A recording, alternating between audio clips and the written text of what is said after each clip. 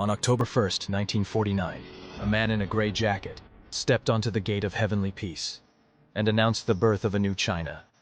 His name was Mao Zedong, a peasant's son, a poet, a strategist, a survivor of impossible battles.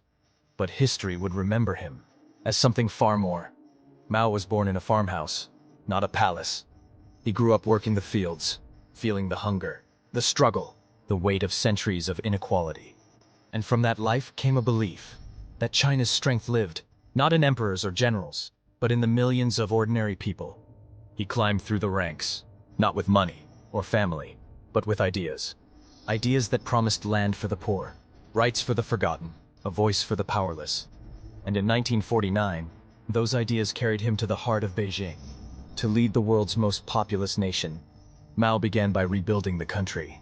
From the ruins of war, land was redistributed, schools were opened, women gained rights no dynasty ever granted. Foreign armies were pushed out. For millions, life truly began to change. But every revolution has a shadow. Mao dreamed of industrializing China. In a single leap, steel furnaces lit up villages. Collective farms replaced private land. Propaganda shouted, "We will surpass the great nations." But the dream was too fast, too forced, too extreme. Production collapsed, harvests failed, and famine swept across the countryside. It became one of the darkest chapters in China's modern story. And yet Mao's influence grew. His writings were printed in a little red book, carried by hundreds of millions. His portrait hung in homes, schools, factories. His word became law. He was no longer just a leader, but a symbol, a myth, a force the world could not ignore.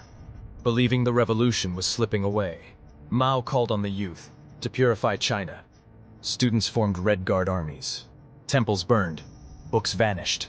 Teachers were dragged into streets, old traditions shattered. China fell into a storm of chaos, confusion, and blind devotion. Friends turned against friends. Families broke. History itself was rewritten. When Mao died in 1976, he left behind a nation transformed and divided in memory. To some, he is the father of modern China. To others, a leader whose ambition cost countless lives. But one thing is certain: Mao Zedong changed China forever. But after Mao's death, a new leader rose quietly, not with revolution, but with reform. A man who would open China to the world and ignite the greatest economic rise in history. Episode 30, Deng Xiaoping, the architect of modern China. Like, share, comment, and follow Dynasty of Secrets so you never miss the next chapter.